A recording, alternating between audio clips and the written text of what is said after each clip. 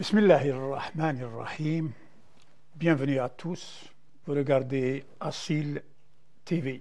Allahumma salli ala Muhammadin wa ali Muhammad.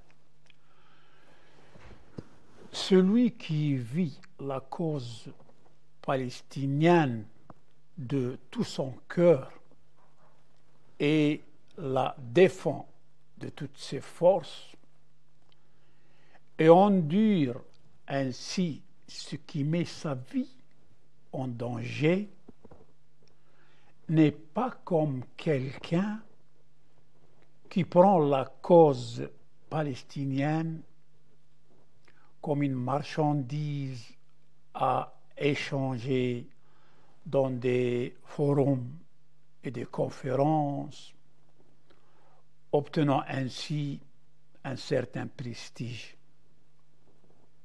et de la renommée, de la réputation, sans oublier la générosité de ceux qui financent souvent les causes justes et nobles. Il y a une grande différence.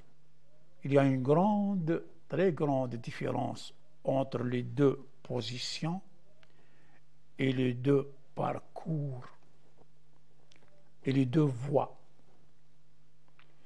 Et l'histoire se charge toujours de dénoncer les opportunistes qui exploitent les nobles sentiments pour atteindre des objectifs méprisables. L'histoire finit par rendre justice aux vrais combattants de la vraie liberté, même si cela prend un long moment. Dans notre histoire, nous, les Arabes, l'histoire du XXe siècle, Jamal Abdel Nasser, Kadhafi et d'autres ont toujours fait l'éloge de la cause palestinienne. Mais en réalité, ils ne lui ont offert que douleur et chagrin. Et le plus créatif d'entre eux, dans son jeu d'acteur, est Yasser Arafat, qui a cédé ce qu'il ne possédait pas à ceux qui ne le méritaient pas, à Oslo. Et lui et ceux qui l'accompagnaient ont affirmé qu'ils avaient réalisé une paix durable pour le peuple palestinien. Aujourd'hui, le peuple palestinien vit autre chose. Le monde entier regarde ce peuple récolter les fruits des accords d'Oslo, dont le groupe de Arafat est fier. Le 11 novembre 2004, Yasser Arafat décède en France dans un hôpital. Les médias internationaux ont rapporté la nouvelle, parlé du défunt et évoqué son combat, évoqué même sa figure charismatique. À cette occasion, il y avait aussi une émission spéciale diffusée sur la chaîne TV5, la chaîne française TV5, et l'un des participants à l'émission a dit: ce soir, il y aura une fête en Suisse. c'est la fête. Les participants présents à l'émission l'ont interrogé sur le rapport entre la cérémonie prétendue et la mort de Arafat. Et il a répondu clairement, textuellement,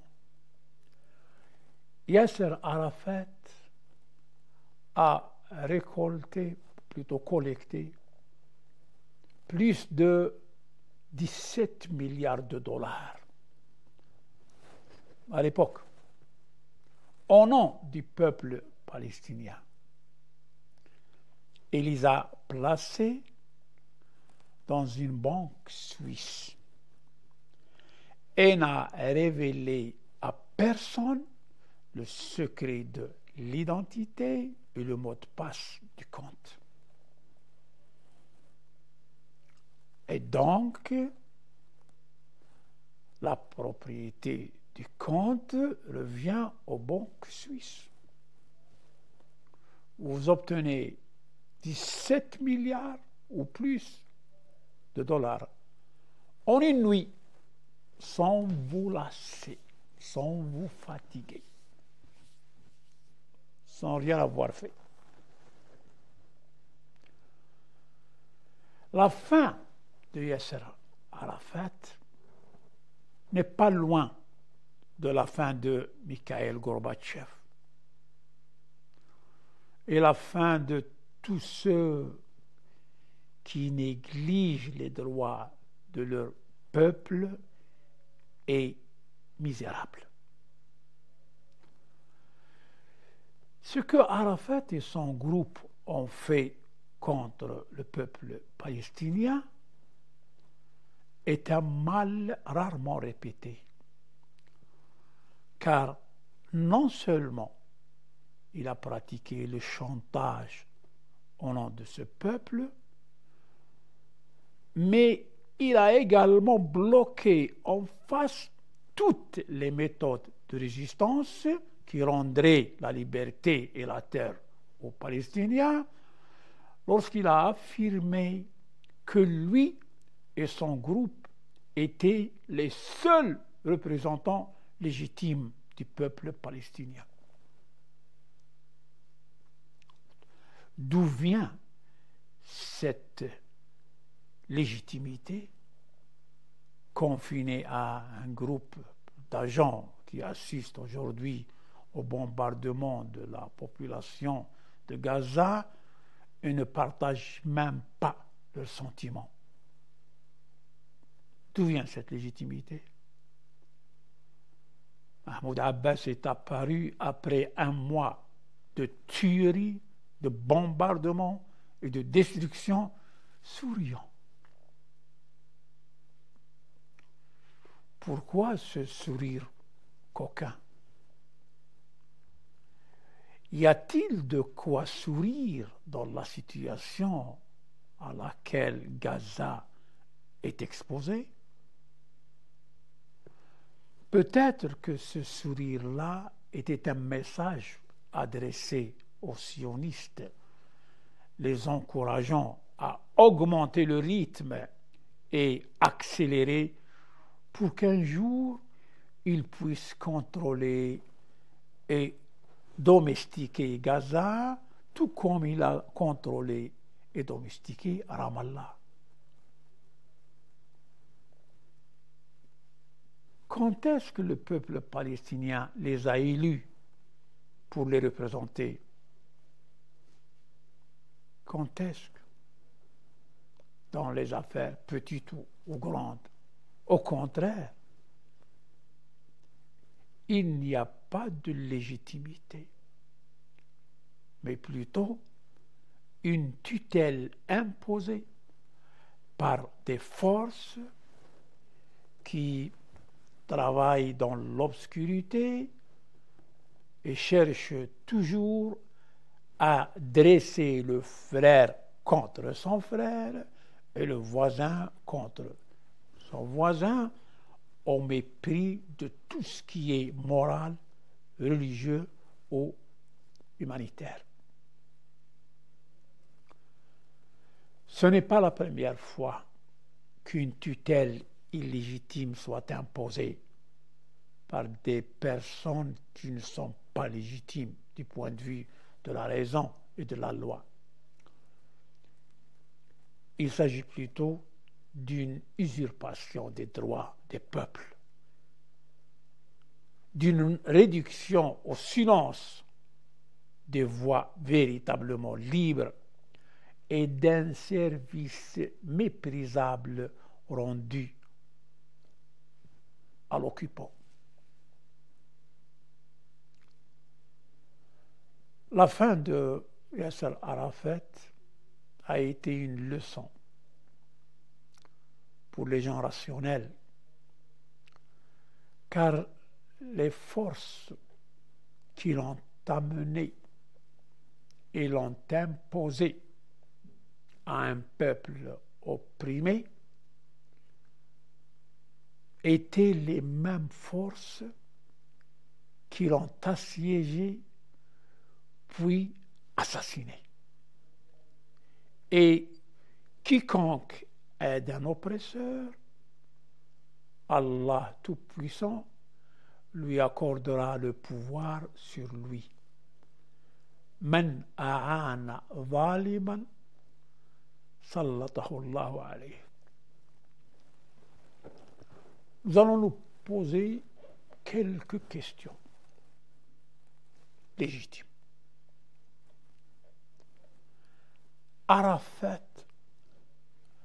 a-t-il demandé au peuple palestinien de participer à la conspiration d'Oslo par le biais d'un référendum général, par exemple?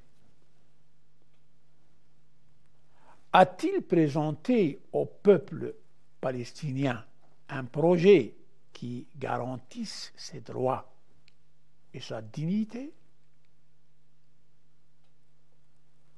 A-t-il offert aux Palestiniens une garantie qui les protégerait d'un génocide si un jour les sionistes décidaient de le perpétrer? C'est ce que nous voyons aujourd'hui.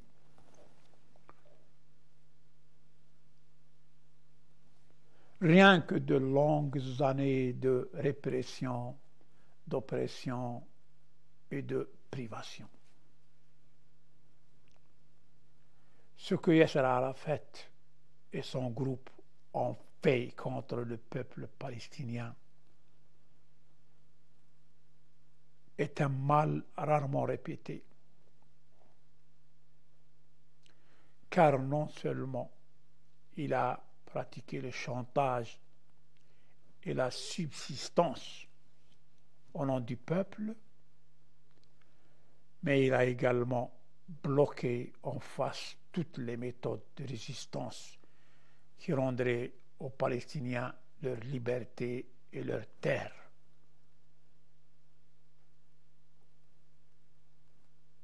Toute personne rationnelle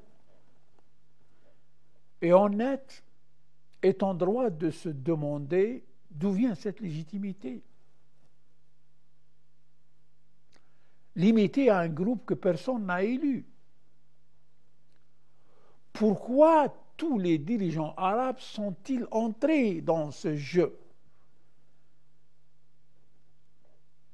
Et ont-ils traité Arafat comme s'il était un héros?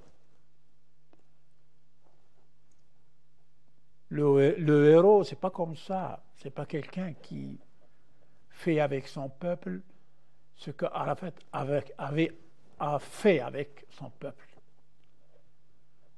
En réalité, Arafat a fait ce qu'il ne devait pas faire. Toute personne rationnelle et honnête a le droit de poser ces questions clairement, sans craindre les conséquences possibles. Les grands résistants qui occupaient une place importante dans l'arène ont été liquidés de diverses manières à différents moments. Et seul Arafat et son groupe ont été épargnés. Cela s'est-il fait sans coordination, comme ça, au hasard?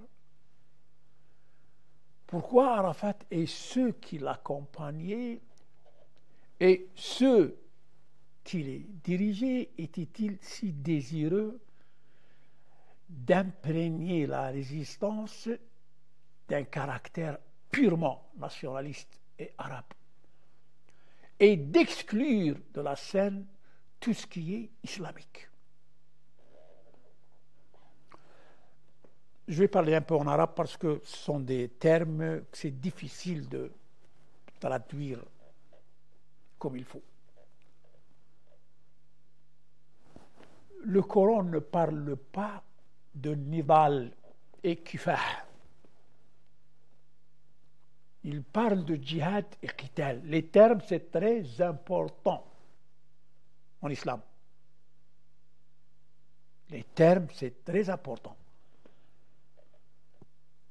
Alors, quand on parle de djihad, le djihad, ce n'est pas uniquement le qital. Le qital, c'est une des formes du djihad. Mais ce n'est pas le synonyme. Qital, c'est djihad. Non, qital, c'est l'une des formes du djihad. Et parfois, on ne peut pas utiliser le qital dans le djihad parce qu'il y a mieux. Et le qital, c'est une nécessité. Mais dans la cause palestinienne, on n'a pas utilisé djihad ou qital, on a utilisé an-nidal ou al-kifah, des termes communistes. Vous n'allez pas trouver nidal et kifah dans le Coran ou dans les propos du prophète. Jamais. Alors on a tout fait, tout organisé pour que l'islam soit marginalisé dès le début. Même après l'échec de tout le projet arabe et la victoire de la révolution islamique. C'est avec l'islam qu'on a réussi et non pas avec le communisme et l'arabisme. Jamais. Pourquoi cette insistance? La première mesure prise par les véritables combattants antisionistes après la fuite de l'ambassadeur israélien de Téhéran a été de remettre les clés de l'ambassade sioniste aux Palestiniens et de considérer leur présence comme officiellement diplomatique. Et ce, avant que quiconque ne les reconnaisse. 79-80. Quel geste et quel défi! C'était la naissance d'une voix palestinienne entendue dans le monde entier et un point de départ pratique pour une lutte protégée par une force morale hostile aux États-Unis en public et en privé.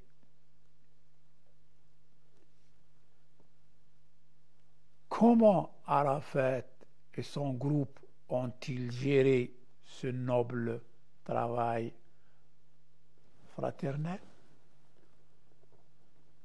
Et comment s'est passée l'action de grâce pratique? J'irai au-delà des détails de cette question et je renvoie le spectateur et l'auditeur aux déclarations d'Arafat dans les sommets arabes successifs.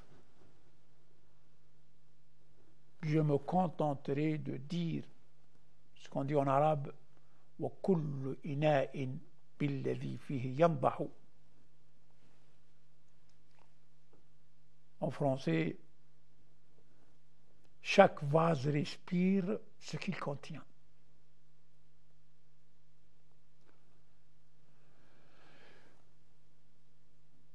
De faux pas, des soupçons, des divergences, des choses comme ça surviennent dans les luttes des nations. Mais ça reste inclus dans les accords et les ententes et les discussions du mouvement. Puis on fait recours à des corrections par des réformes et des décisions appropriées qui préservent à la fois l'unité des rangs et les intérêts premiers et fondamentaux du peuple. Mais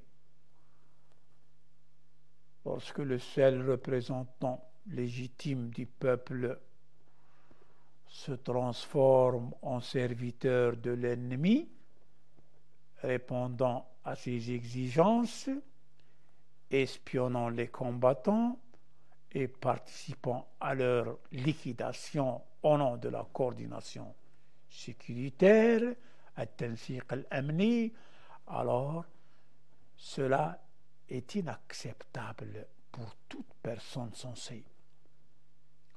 L'homme libre, rationnel et honnête ne peut s'empêcher de rester étonné de cette confusion de la part d'un groupe qui se considère comme le seul représentant légitime du peuple palestinien aujourd'hui, et avec le témoignage d'adversaires et d'amis, personne ne nie que les mouvements de résistance ne sont pas nés avec le consentement des membres de la Ligue arabe, mais sont nés au sein de la souffrance et l'endurance des peuples. Et en raison de leur sincérité, ils ont été adoptés par toutes les couches sociales musulmanes. Même ceux qui les combattent par envie et par entêtement savent au fond de eux-mêmes que ce sont les mouvements islamiques, vraiment islamiques, et non pas ces pseudo-islamiques, Daesh, Al-Qaïda et tout ça, non. Cela n'a rien à voir avec l'islam. C'est le seul représentant légitime des peuples. Et non ces groupes d'agents et de personnes sans scrupules.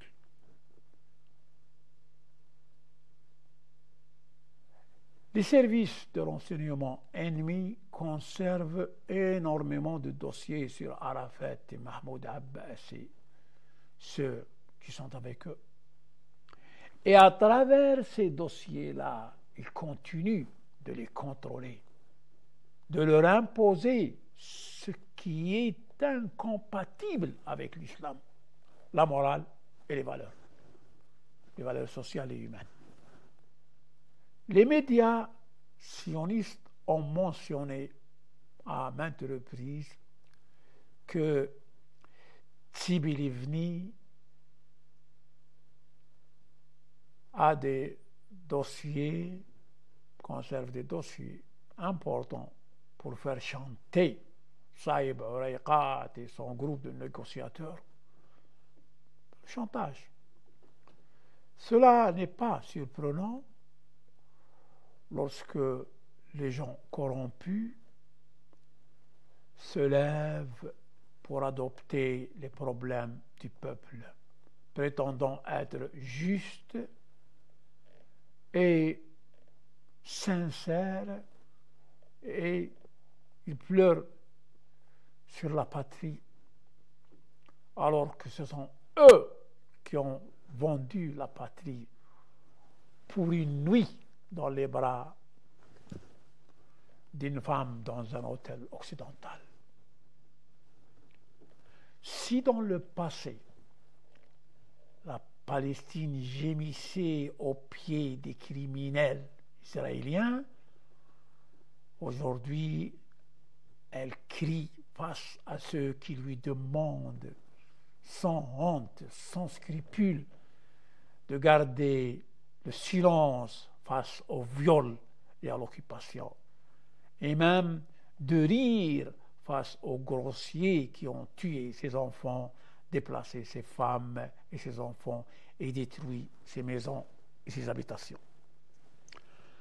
Oui, aujourd'hui, Palestine gémit à cause de ceux-ci et de ceux-là. Alors, il ne faut pas permettre aux rois et présidents et aux traîtres et à leurs acolytes qui prétendent être affiliés aux musulmans de vendre Palestine à bas prix pour quelques dinars aux oppresseurs.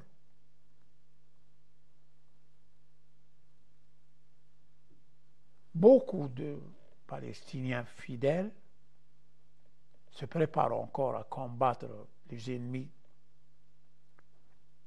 et ils arrivent inévitablement.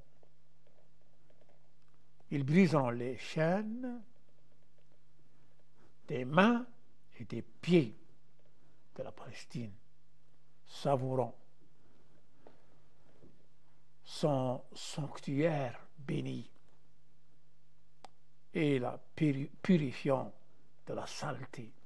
Il existe des groupes de croyants sincères qui luttent et combattent encore leurs ennemis face aux canons des fusils, des mitrailleuses et des canons et des blindés. Mais ils sont peu nombreux. Et ils sont confrontés à de nombreuses difficultés et malheurs. En effet,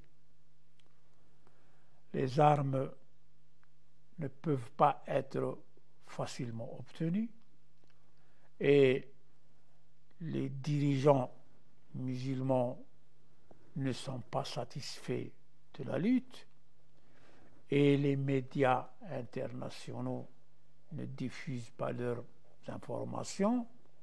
Aujourd'hui, alhamdoulilah, c'est plus comme avant. On avance. Et en plus, ils sont isolés des dirigeants sincères. Et s'ils manifestent, ce n'est qu'une inspiration de la conscience.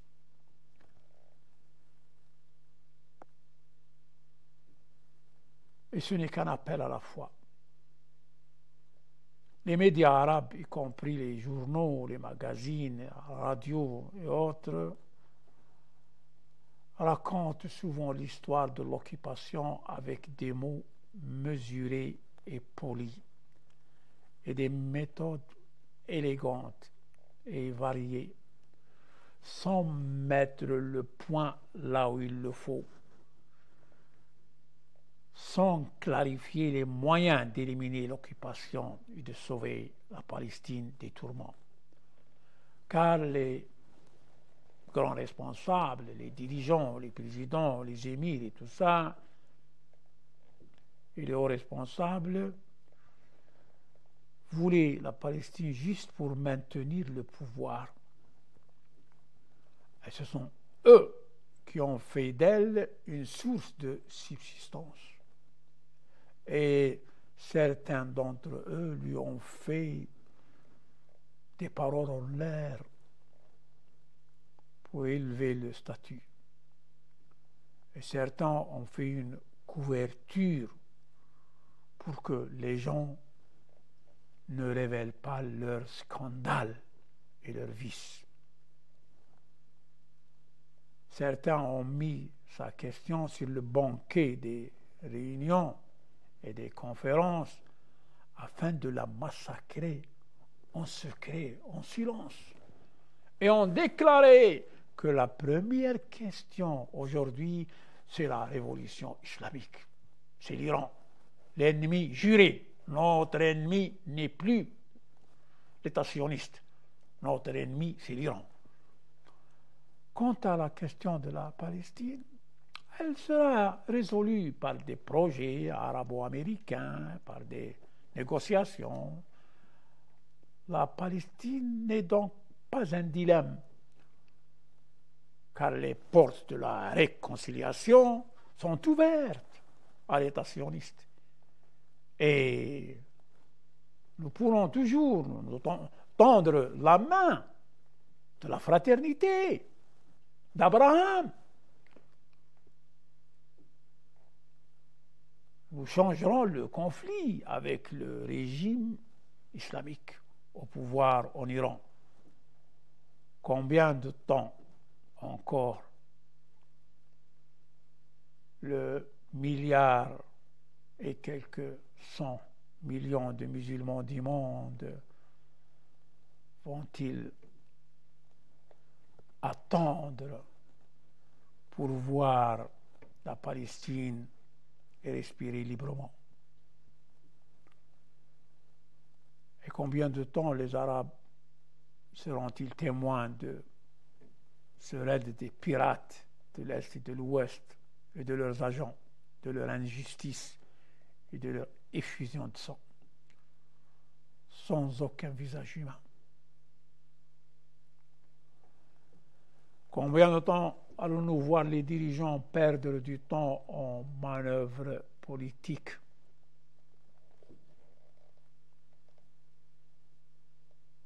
vers la négociation et s'abstenir d'Israël pour que ce régime continue ses crimes et ses effusions de sang?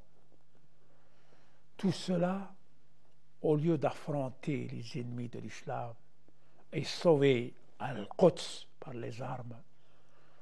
Non seulement le dialogue politique avec les tyrans et les criminels de l'histoire n'a pas sauvé Al-Quds et la Palestine et le Liban, mais en plus, il a plutôt ajouté d'autres crimes à leurs crimes. Ce qui peut sauver la Palestine, c'est une guerre féroce et sans compromis, une lutte islamique sincère contre toutes mes créances et contre toutes les maladies profondes de l'être humain.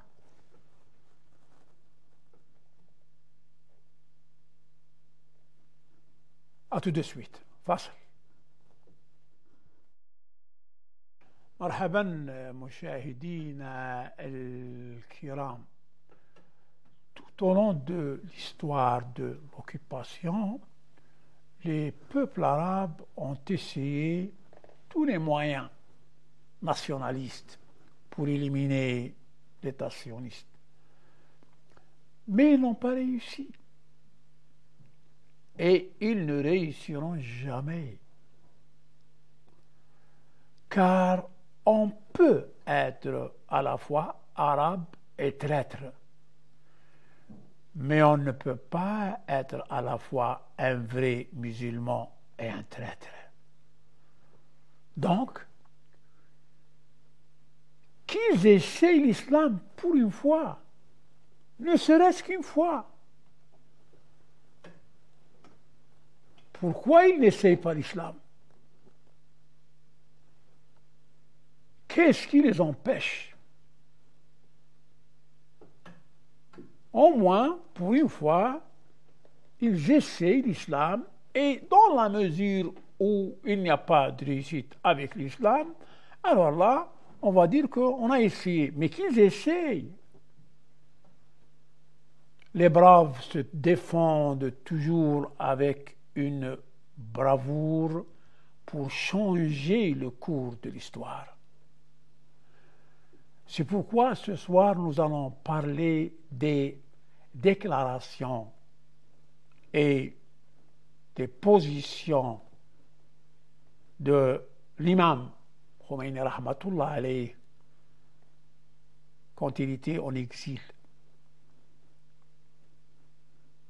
Qu'est-ce qu'il a dit et qu'est-ce qu'il a fait, ce guide qui s'appuie sur l'islam, qui ne se disait pas je suis iranien. Il disait, je suis musulman. C'est pour ça qu'il a réussi. Et si les autres ne réussissent pas, c'est parce qu'ils marginalisent l'islam et les affichent le nationalisme et le communisme et toutes ces choses-là.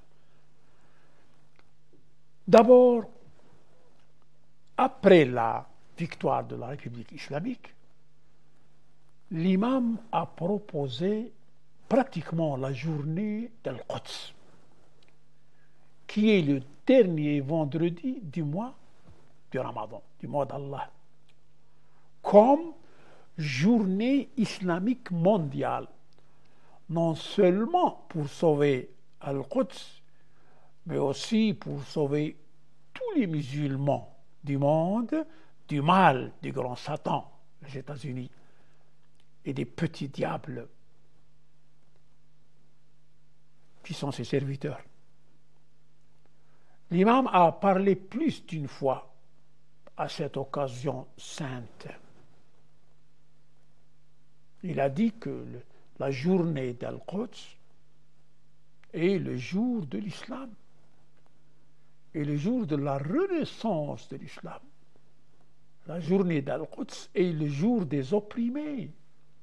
La journée d'Al-Quds est le jour de l'islam. Les agents coloniaux doivent être dénoncés le jour d'Al-Quds. Alors, commémorer la journée d'Al-Quds chaque année, sauver tous les musulmans ce jour-là. Et l'imam a choisi ce jour, l'un des jours les plus heureux et les meilleurs de l'année pour les musulmans. Le vendredi est le jour où les musulmans se rassemblent dans le plus grand rassemblement hebdomadaire pour glorifier le nom d'Allah Tout-Puissant et pour prier le vendredi et écouter le prédicateur. Et invoquer à la piété, à l'unité, à la guerre contre l'ennemi de l'islam, au respect de la parole du Créateur et à l'élimination des agresseurs. Et aussi chercher des solutions aux problèmes et dilemmes sociaux. Quant au mois du Ramadan, on a parlé du jour qui est le vendredi, puis le mois. C'est le mois d'Allah, c'est le mois du culte, le mois du djihad. Et c'est le meilleur des mois. Parce que au mois du Ramadan, il y a Laylatul Qadr qui est Khayrun min alfi shahr. Le mois de Ramadan, au cours duquel le Coran a été descendu comme guide pour l'humanité et preuve claire de la bonne direction et du discernement. La nuit d'Al-Qadr, Laylatul Qadr, qui vaut mieux que 1000 mois.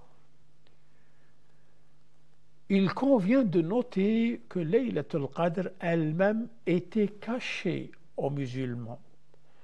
Mais ils ont convenu que c'était les 10 derniers jours de ce mois béni.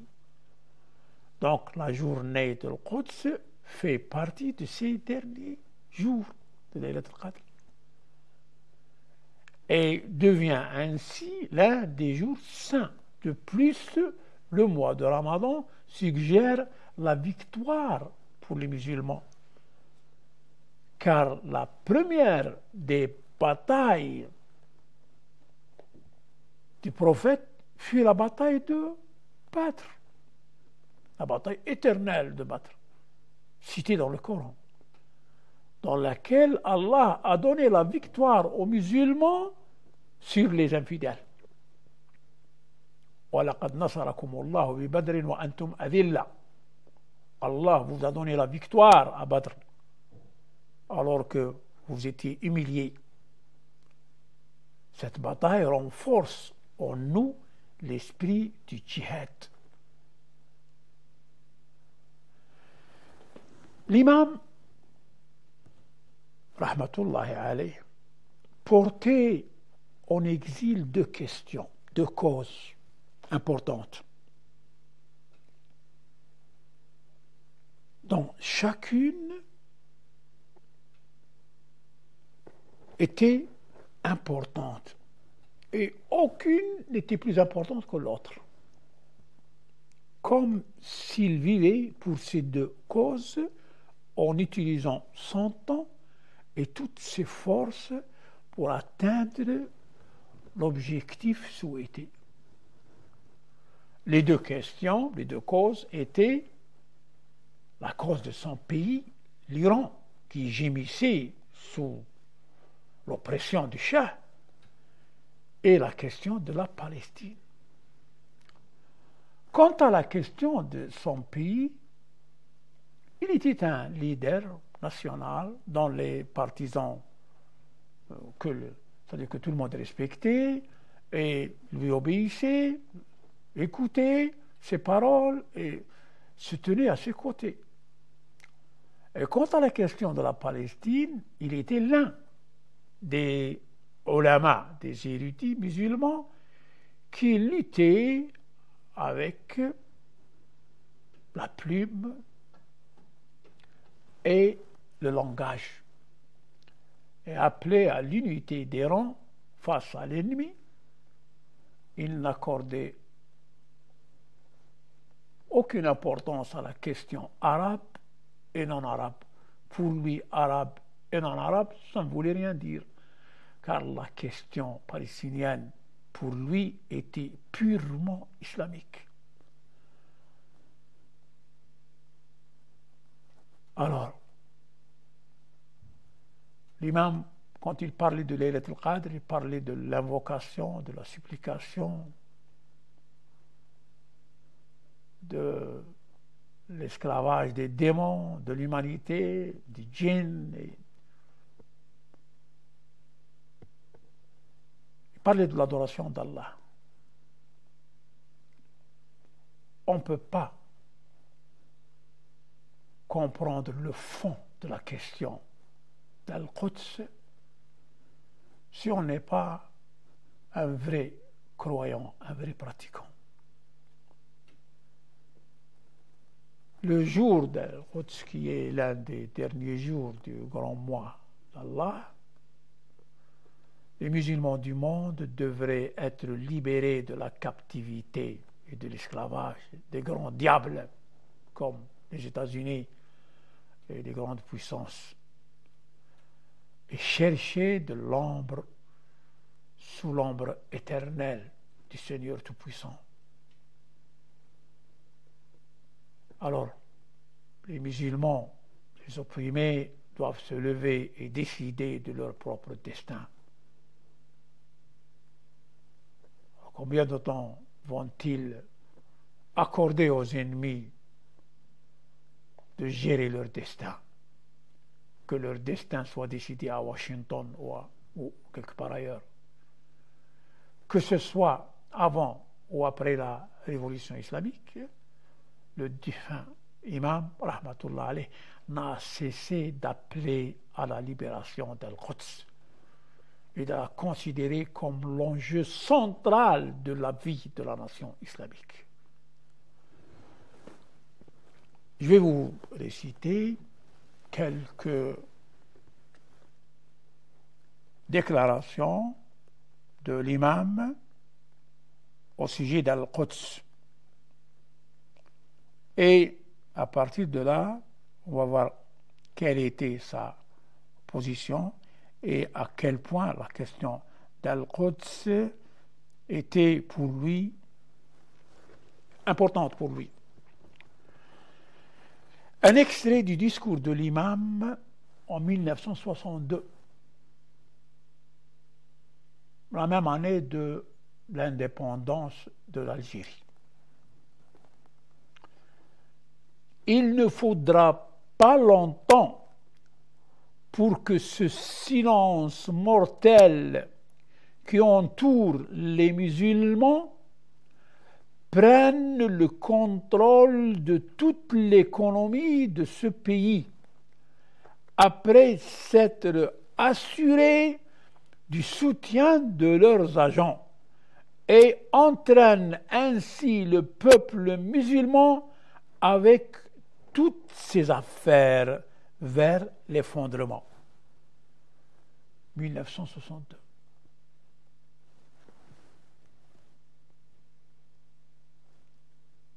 Là, il a un extrait du discours de l'imam aux ulama, aux savants de Yezd, 1963.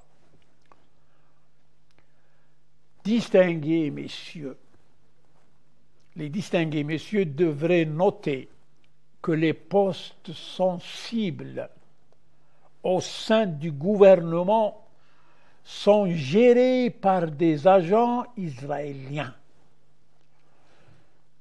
Le danger qu'Israël représente pour l'islam et l'Iran est très grand, car l'alliance avec Israël contre les pays islamiques a été conclue ou le sera bientôt. Ils l'ont fait à Washington, Bahreïn, Émirats et tout ça. Il est nécessaire que d'éminents savants et des prédicateurs respectés éduquent divers groupes de personnes et les informent de ces questions afin que nous puissions empêcher cela au moment opportun. Aujourd'hui, il ne nous est pas permis de suivre la voie de nos prédécesseurs vertueux face aux événements, car nous perdrons tout si nous gardons le silence ou si nous nous écartons et observons les choses. Extrait du discours de l'imam aux savants de Yezd, 1963. On peut commencer à comprendre pourquoi on a diabolisé l'imam. C'est un visionnaire. Il n'a jamais mis les pieds à Harvard ou à Cambridge. Mais il connaît tout leur jeu. Je me rappelle, à son vivant, je crois, Brzezinski, je crois, ou ce vieux-là, le juif ex-ministre des Affaires étrangères.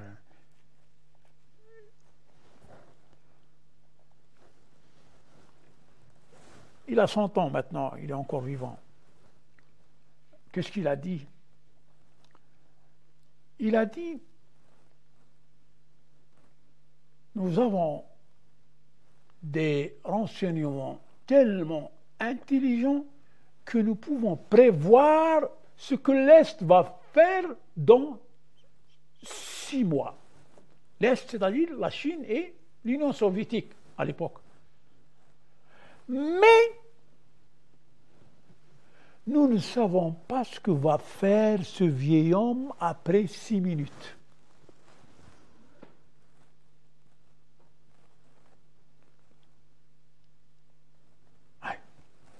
Il est encore vivant, là, le vieux. Il était ministre des Affaires étrangères avec Ford, avec Reagan, Carter, je pense. Voilà. Je ne peux pas me rappeler maintenant. Donc, ça, c'est un extrait. Il dit, nous nous opposons fermement à ces manifestations coloniales et nous nous opposons à cette corruption. Et nous disons qu'Israël est celui qui établit vos programmes de réforme. Il s'adresse au chef et à l'État du royaume. Et lorsque vous voulez établir un programme pour le pays, vous tendez la main de l'humiliation vers Israël. Vous emmenez des experts militaires d'Israël dans ce pays, c'est-à-dire l'Iran, et vous envoyez au retour des étudiants d'ici, c'est-à-dire de l'Iran, en Israël. Nous disons que ce travail n'est pas approprié. Monsieur, il s'adresse au chef, n'allez pas à ce point à l'encontre des sentiments des gens, car par Allah, cela est nuisible. Celui qui a réalisé cela n'était pas notre peuple, ni les savants religieux, Notre religion nous appelle à ne pas être d'accord avec les ennemis de l'islam. Et notre Coran nous appelle à ne pas nous allier avec les ennemis de l'islam et nous opposer aux masses musulmanes.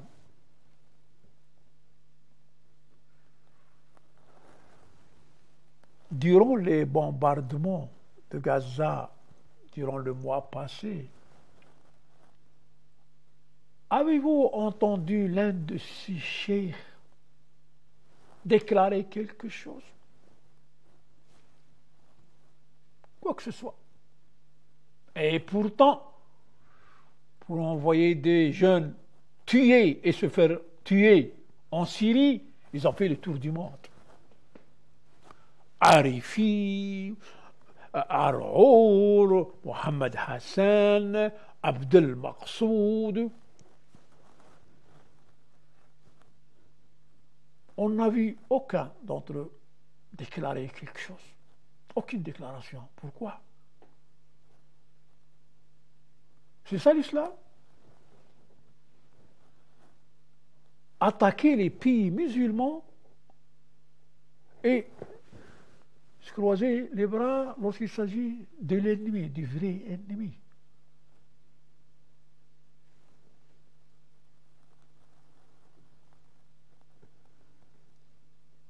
Notre religion nous appelle à ne pas être d'accord avec les ennemis de l'islam. Et notre Coran nous appelle à ne pas nous allier avec les ennemis de l'islam et nous opposer aux masses musulmanes. Là, il s'adresse au gouvernement. Vous êtes alliés avec Israël et vous vous êtes opposés aux dispositions de l'islam face aux musulmans. Nous disons ceci et nous demandons lequel d'entre eux est réactionnaire.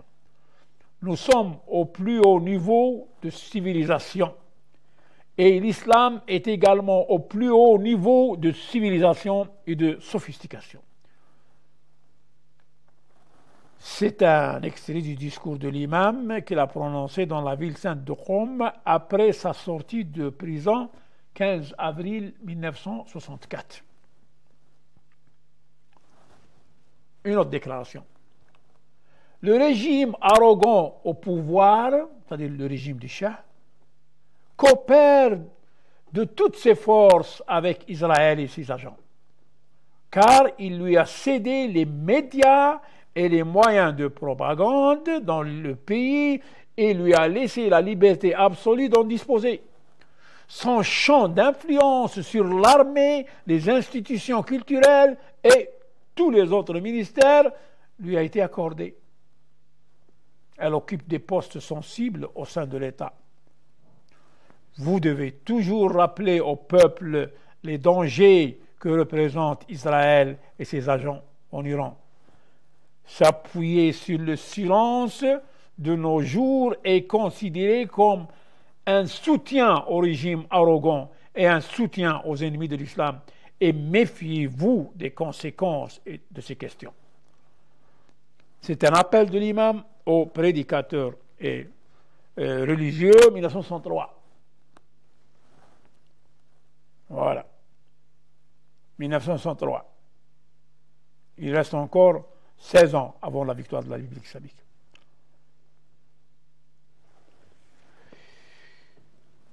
Il parle des piliers du régime Pahlavi, c'est-à-dire le Shah. Ils veulent déraciner l'islam des fondations et des racines de ce pays. C'est-à-dire l'islam va d'un côté et le pays dans un autre. Alors, les agents israéliens en Iran ont détruit l'école de l'Fayziyya. L'école de l'Fayziyya, c'est une école de sciences religieuses connue en Iran. Et le lancement de la révolution islamique, c'était Fayziyya. Et ont battu ceux qui s'y trouvaient. Ils ont tué des étudiants.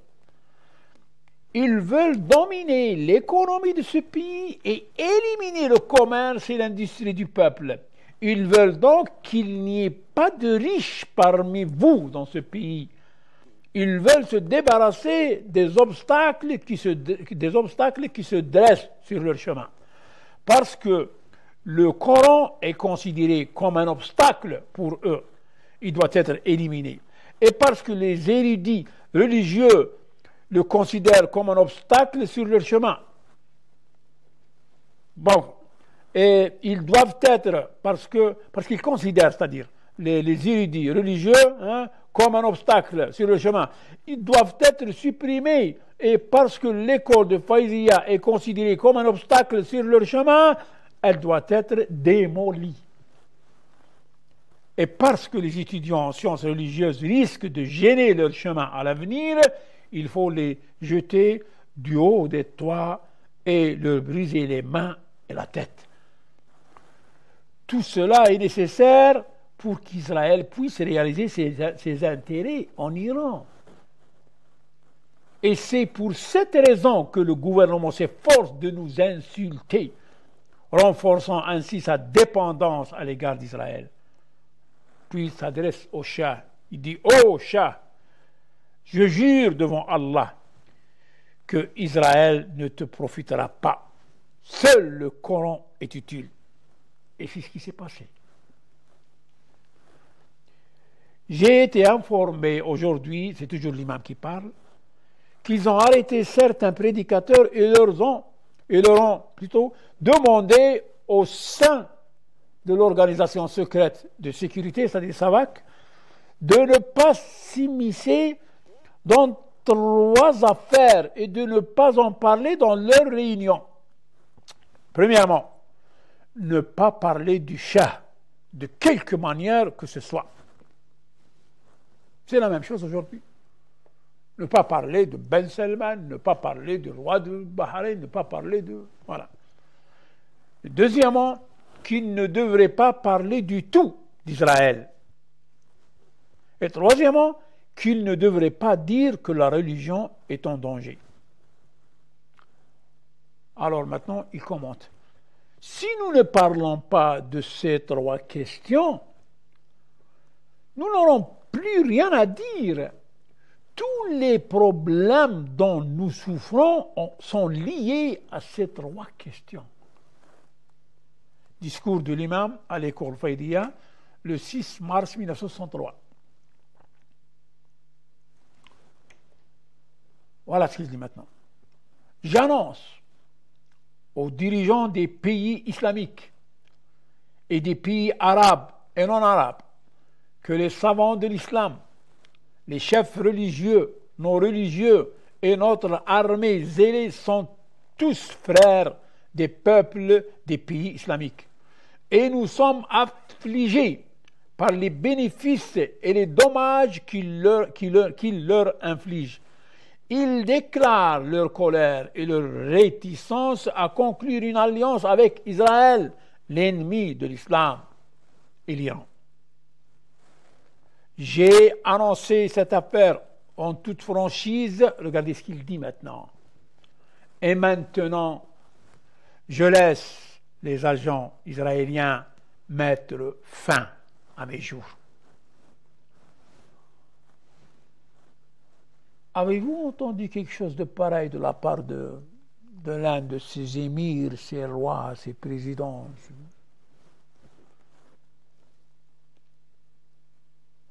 J'ai annoncé cette affaire en toute franchise et maintenant, je laisse les agents israéliens mettre la fin à mes jours.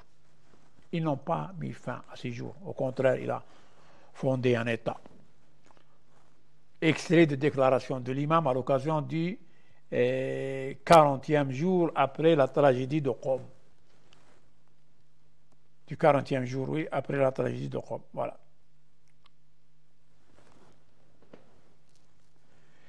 Les érudits islamiques sont chargés de défendre les règles authentiques de l'islam. Ils doivent déclarer leur rejet et leur colère face à la conclusion d'alliances avec les ennemis de l'islam et à l'exploitation des ressources des pays musulmans afin de déclarer leur désaveu face à Israël et à ses agents, les ennemis du glorieux Coran, de l'islam et de la patrie. Quoi qu'il en soit, nous sommes toujours prêts et nos programmes, qui sont considérés comme une incarnation des programmes islamiques, incluent l'appel à l'unité de la parole musulmane, à l'union des pays islamiques, à la fraternité avec toutes les sectes et groupes musulmans dans diverses parties du monde, et une alliance de principes avec tous les pays islamiques du monde et se tenir à leur côté face au sionisme, à Israël et à tous les pays coloniaux. Extrait de l'appel de l'imam à l'occasion de l'anniversaire du soulèvement de 1964. Moi, je m'arrête là. Quelques mots. Vous savez, parmi les proverbes que nous avons en Afrique du Nord, en arabe on dit « L'hmiya taglib sba », c'est-à-dire quand on est nombreux et sincère face à une force, quelle que soit cette force, on triomphe, on finit par gagner. Et c'est pour ça qu'ils font tout pour ne pas laisser l'union des musulmans s'effectuer un jour. Ils vont tout faire. La différence entre les sectes, entre les nations arabes et amazighs, musulmans, asiatiques et non asiatiques, iraniens et irakiens, ils travaillent sur ça. Alors que auprès d'Allah, il n'y a pas d'Irakiens, d'Iraniens, Libanais, Syriens, Algériens, Marocains. Tous ces attributs s'évaporent. Il y a musulmans, non musulmans, croyants, non croyants, fidèles, infidèles, c'est tout. Il n'y a pas autre chose. Donc l'union des musulmans, c'est leur force. Imaginez un milliard 500 000 millions de musulmans qui prennent une seule décision face à un problème quelconque. Qui pourrait leur faire face? 1,5 milliard. 1,5 milliard sont capables de suivre en direct le Classico Real Barcelone. Mais ils ne sont pas capables de s'unir. Parce qu'il y a des gens parmi nous qui travaillent contre l'union des musulmans. Ils travaillent. Des télés, des chaînes, des magazines, des journaux, des prédicateurs. Il y en a qui travaillent jour et nuit. Et ils pensent qu'ils font du bien. Le Coran dit à propos de ces gens-là, الذين ضل سعيهم في الحياة الدنيا وهم يحسبون أنهم يحسنون صنعا. L'appel à l'union des musulmans, c'est dans le Coran. وأن هذه أمتكم أمة واحدة. Vous êtes tous dans le cercle de l'islam. Quelle que soit l'école à laquelle vous adhérez, quelles que soient vos origines, votre langue, votre histoire, mais vous êtes musulmans. Et personne ne peut vous confisquer cette qualité d'être musulman? Personne. Mais regardez ce que font les wahhabites depuis un siècle. Les chiites sont kuffars, les soufis sont kuffars, les juifs sont kuffars. Dans tout ce monde, ce vaste monde, il n'y a que le groupuscule wahhabite qui est musulman. Tout le reste sont kuffars. Ils ont travaillé sur ça. Et ils continuent. Et ils ne vont pas cesser. Les avez-vous entendus un seul jour durant le bombardement de Gaza? Un seul jour. Un seul jour. Non. Pourquoi?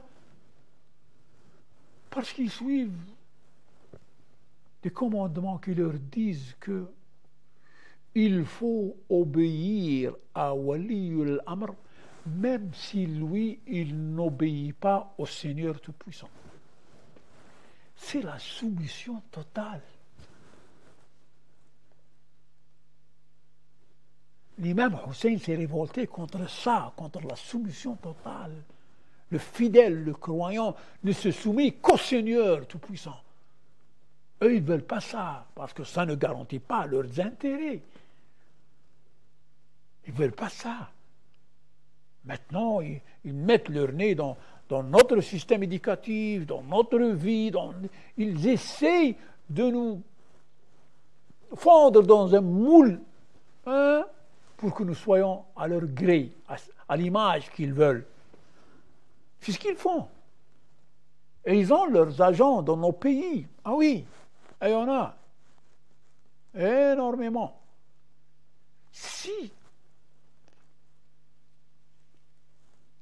nous faisons quelque chose pour bien méditer et contempler ces propos, il ne s'agit pas de n'importe qui. Il s'agit d'un savant qui n'avait ni blindé, ni avion, ni rien. Mais qui a fondé un État. Et aujourd'hui, cet État est respecté par tous. Par ceux qui l'aiment et ceux qui le haïssent. Ils sont obligés de le respecter. Au départ, c'était cet homme. Et puis un peuple avec lui. Et puis la bénédiction du Seigneur Tout-Puissant. Aujourd'hui, on les voit. Quand on est un vrai musulman, quand on ne se soumet pas aux dirigeants, à celui qui est au pouvoir, eh bien, l'imam lui-même refusait de se soumettre au pouvoir. Il incitait les gens à se révolter, à se révolter contre le Shah. Et les gens l'ont fait. Et nous avons une page dans l'histoire. Pourquoi les autres n'ont pas réussi? Ils ont essayé un peu partout. Parce qu'ils ont cette doctrine de soumission, qu'il faut se soumettre à Wali al-Amr, même si lui ne se soumet pas au commandement d'Allah. Et nous restons comme ça. Moi, je ne parle pas de chiisme, sunnisme, ces choses-là. Non, non, pas du tout. C'est la 4e émission de Vérité et Illusion. J'ai jamais appelé les gens à faire tel ou tel, ou à les inciter, ou à les endoctriner. Ce sont des propos à contempler, à méditer. Nous sommes 1,5 milliard, mais nous sommes les plus faibles, les plus humiliés, les plus marginalisés.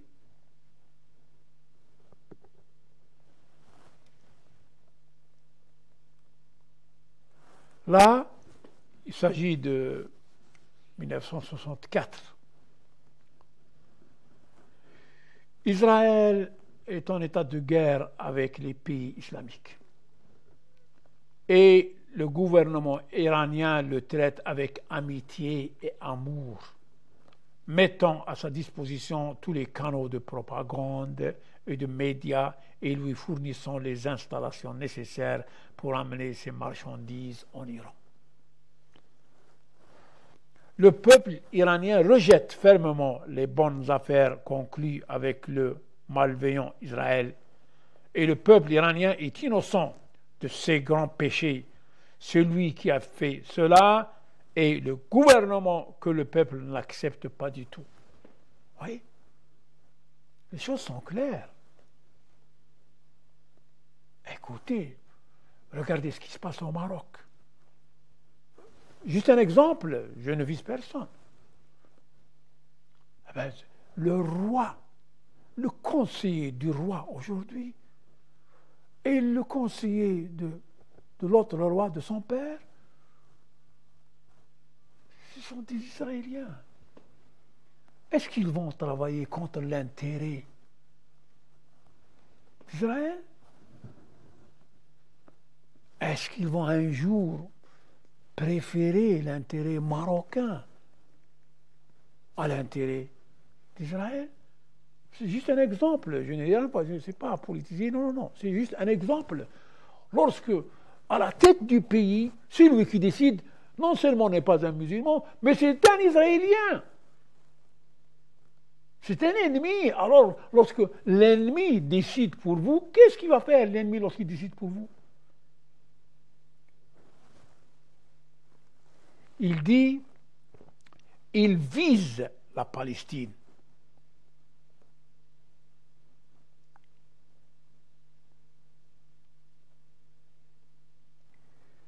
Ils luttent entre eux et oublient la Palestine, qui est leur cible. Parce qu'il y avait un problème de frontières entre deux pays arabes. Vous disputez-vous pendant que vous vous débattiez sur le sort du fleuve. Le gouvernement israélien a établi ses fondations en Palestine. Était sage, les gouvernements des pays islamiques n'auraient pas dû s'opposer à l'expulsion des pauvres arabes et de leur patrie et au déplacement de plus d'1 million de musulmans dans les déserts et les vallées, dans cet état malheureux de misère, de faim. C'est le discours à la Grande Mosquée le 9 septembre 1964.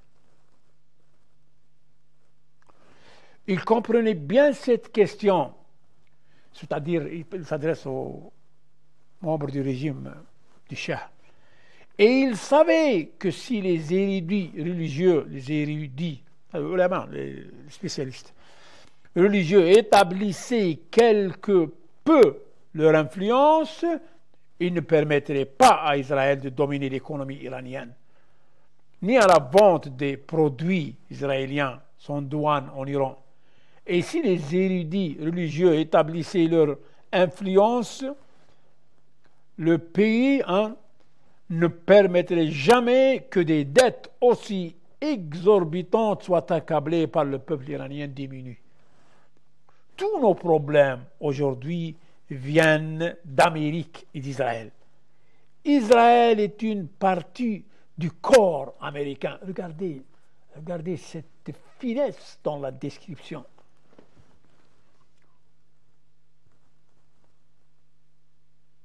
D'un temps à un autre, on nous montre à la télé telle personne, khabir et stratégie, expert en stratégie. Et lorsqu'il commence à parler, vous avez envie de vomir, parce qu'il ne dit que des choses insensées. Eh bien, ces experts en stratégie, ils sont placés là intentionnellement. C'est pour le lavage du cerveau. Ils ne vont pas vous présenter un vrai expert en stratégie, parce que là, vous allez vous réveiller. Non, il faut quelqu'un qui vous hypnotise. On dit que c'est un expert en stratégie, mais il dit n'importe quoi. Alors regardez les termes. Tous nos problèmes aujourd'hui viennent d'Amérique et d'Israël.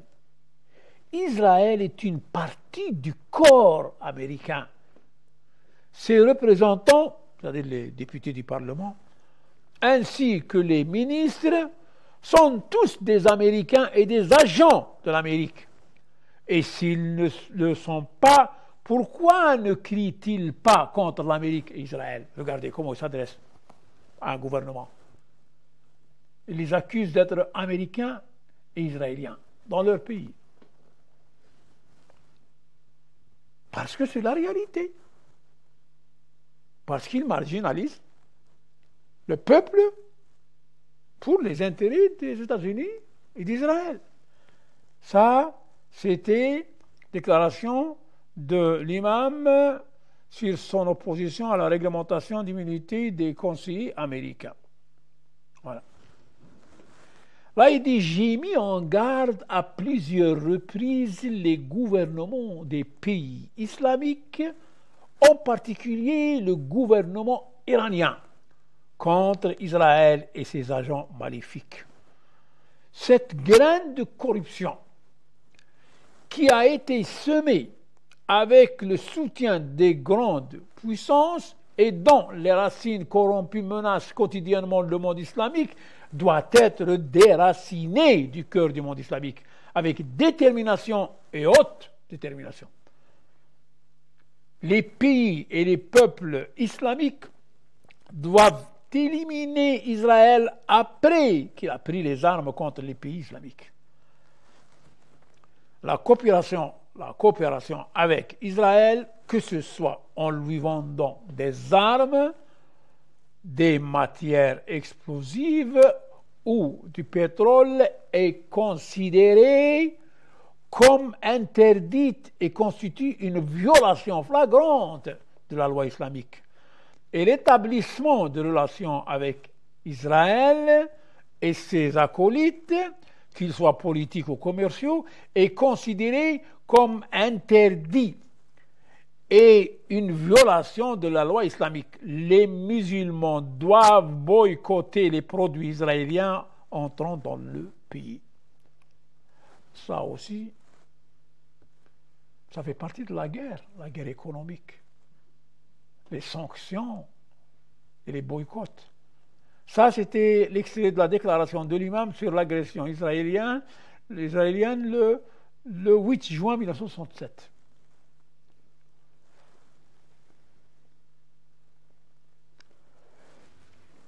Ne concluez pas de traité fraternel avec Israël. L'ennemi de l'islam et des musulmans qui a provoqué le déplacement de plus d'1 million de musulmans opprimés. Ne blessez pas les sentiments des musulmans. Ne relâchez pas les mains d'Israël et de ses agents traîtres pour altérer encore plus avec les marchés des musulmans. N'exposez pas l'économie du pays à des dangers pour servir les intérêts d'Israël et de ses agents en Iran.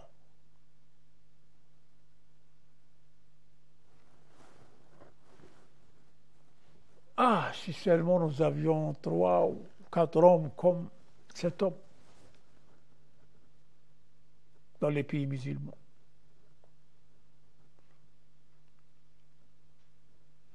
Le niveau de conscience ne serait pas ce qu'il est aujourd'hui. Nous avons besoin de ce savoir qui nous rappelle notre identité, notre vérité, nos origines et nos ambitions. Si nous sommes aujourd'hui dans cette situation lamentable, c'est parce que nous n'avons pas pris au sérieux ce que disait cet homme et ses semblables.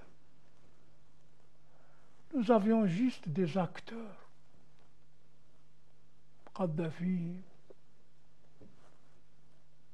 Jamal Abdel Nasser, Yasser Arafat, Boumedienne, le roi Hassan II, le roi Hussein. Savez-vous ce qu'il a fait, le roi Hassan Hussein? Il a tué des Palestiniens en Jordanie, des milliers en une seule journée. Allez à Google et écrivez Vendredi noir. اللهم إنا نرغب إليك في دولة كريمة تعز بها الإسلام وأهله وتذل بها النفاق وأهله وتجعلنا فيها من الدعاة إلى طاعتك والقادة إلى سبيلك وترزقنا بها كرامة الدنيا والآخرة يا أرحم الراحمين. اللهم كن لوليك الحجة بن الحسن صلواتك عليه وعلى آبائه في هذه الساعة وفي كل ساعة وليا وحافظا وقائدا وناصرا ودليلا وعينا حتى تسكنه أرضك طوعا وتمتعه فيها طويلا. اللهم هب لنا رأفته ورحمته ودعاءه وخيره. وصلى الله على سيدنا ونبينا محمد وآله الطاهرين. والسلام عليكم ورحمة الله تعالى وبركاته.